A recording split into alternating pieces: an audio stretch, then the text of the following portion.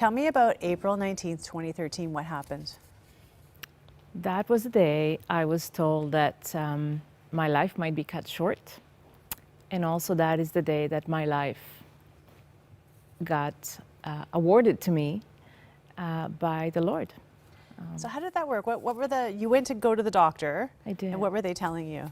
Yeah, so it was actually a second appointment to confirm the first appointment because I received a diagnosis of breast cancer, except that it was not a very typical breast cancer. It was called squamous cell carcinoma of the breast. And at that time, I was told it was extremely rare. And so the oncologist, I was in Vancouver, BC, at the time I lived there, said, you know what, I'd like a second opinion. Can you come back on the 19th of April to speak with another oncologist? And the doctor came in the room. I just remember 3 words. She said, it's cancer, it's cancer, it's cancer, 3 times. And it wasn't just cancer, it was a very aggressive form of cancer. That's right. Very dangerous. It was actually very rare and stage 3 already. Wow. I understand it was considered more of a skin cancer in the breast. They had to do a case conference. It was something that is Unusual. Very unusual. So you're young and you're thinking to yourself, you must be thinking like, how is this my life going to be moving forward? Could this be fatal? Were you asking those big questions? I think at the moment I was in some sort of a phase or fog, really. All I heard is it's cancer, and then some, mumbling words about chemo, surgery. I was given a choice in that appointment. It was a Friday. You can decide to start chemotherapy on the Monday or a mastectomy on the Monday. Which one would you want? Wow. I honestly didn't even comprehend those words. I was living far away from my family. I mean, when the doctor left the room, that's when I made the best decision of my life, which is to give my life to Yeshua, to Jesus.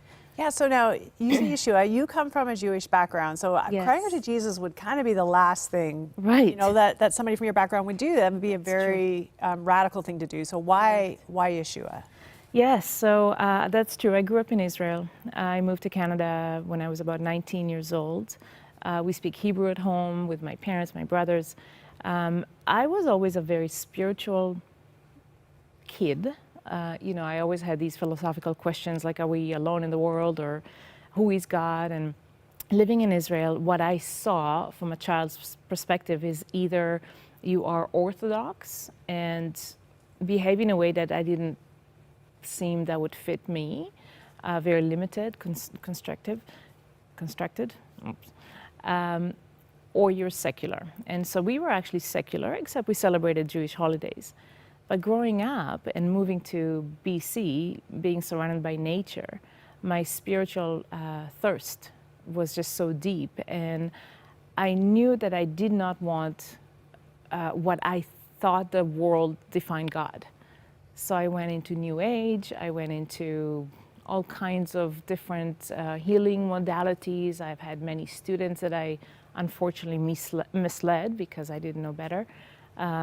Taught workshops, etc., on spirituality.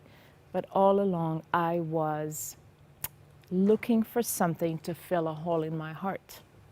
And that something is God. So some of the things, different religions, different ways of connecting to your spiritual life that you tried, you didn't go to any of those in that moment when you thought your life might be in danger. No, I really at the time did not feel that my traditional Jewish upbringing or religion would satisfy what I needed. But I knew there was a God, I just didn't know him. Thankfully, he knew me. And you'd had a dream about Jesus. Tell me about that. I actually had a vision 2 years prior to the diagnosis. Well, what happened is, being in New Age, I was starting to communicate, God, who are you? Oh, Jesus. I've heard the word Jesus and Christ, but thought, no, I'm not supposed to look into it. I'm Jewish. But I was just so curious about something that I wasn't supposed to know about.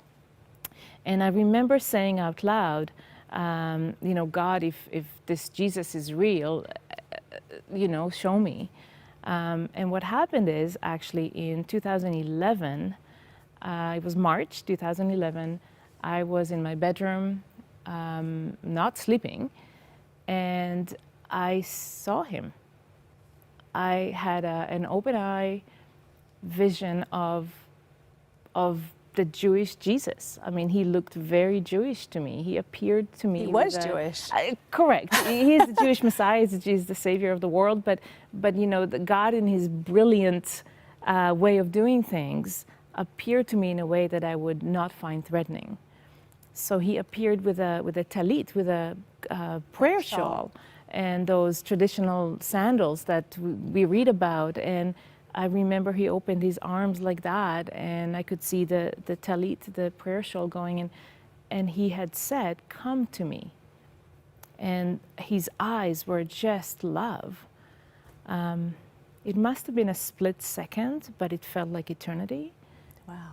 And that was 2 years before the diagnosis.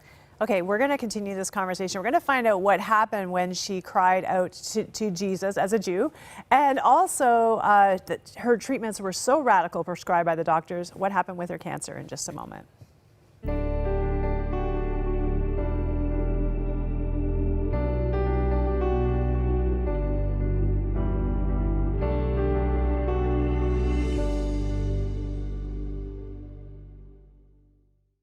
As a child fears the dark, we often fear what we can't see. The Bible reminds us 365 times not to fear, because God wants us to put our trust in Him.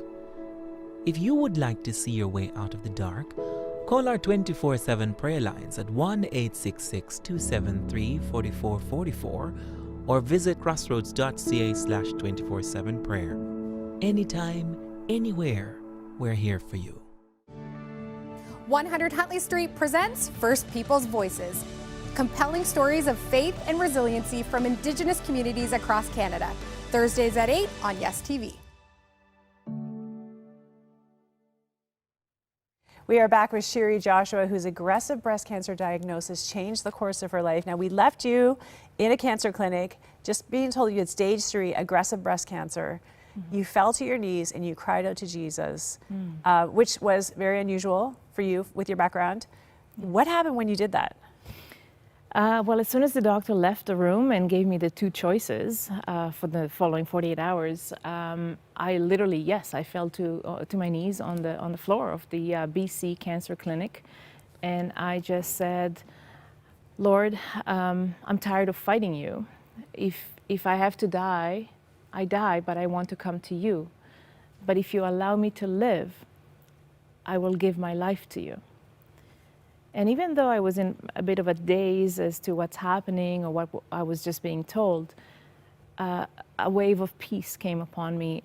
I think it was just the non-fighting, because I wanted Him so much, but I was too afraid, being Jewish, to accept somebody by the name Jesus, but really His name is Yeshua. It's okay to believe in Him, you know. So you had this incredible peace come over you. You've given up fighting this anymore. Yes. But you have to walk some tough roads ahead. That's right. Some very aggressive treatment. Talk to me about how this baby new faith walked you through some of those tough moments. Yes. Well, thankfully somebody came to the house that night. A friend insisted of bringing a pastor. Didn't know anything. He led me through the prayer of accepting the Lord. I moved back to Toronto to be with my family to start treatment. Literally within a week, excuse me, I was in surgery. I did a mastectomy. I went to Sunnybrook Hospital. They did say there's no time to even think. We're doing the surgery and then you're up for chemo. So I did the mastectomy and then 6 rounds of chemotherapy. It took 6 months. Yeah, and so how are you relying on your faith at this point, or how is it impacting these hard circumstances? It was interesting because I moved into my parents' house as an adult and I was the only believer. I was a secret believer. I didn't want to offend my parents with my new faith, but all I had is Him. All I had is Yeshua, is the Lord. And I just said, God, whatever happens, happens. This life is yours. You know, is there anybody else like me? And then he gave me a congregation full of people like me. And, you know, my mom was my nurse, my angel, she took care of me like a baby. And eventually I did share with my parents my faith, and they have been very happy for me, and I'm alive to tell. We have 30 seconds left, but I'm thinking of somebody watching right now who may be facing an unexpected diagnosis, maybe not knowing how to rely on faith or how to find God. Can you talk, do you have some encouragement for them? Yes, well, grab a scripture and stand on it. The Lord has given me a number of scriptures. I did not die but live to declare the work of the Lord. This morning I read Isaiah 43:7. Those of us who are called by his name, he had made for his glory. So if God made us for his glory, he did not plan for us to have cancer. This is not God's plan. So cancer, you're out in Jesus' name. And this is 7 years later, and you are cancer-free. Amen, I am. I'm cured. So Yes. thank you so much for coming today to share your story. Thank you very much.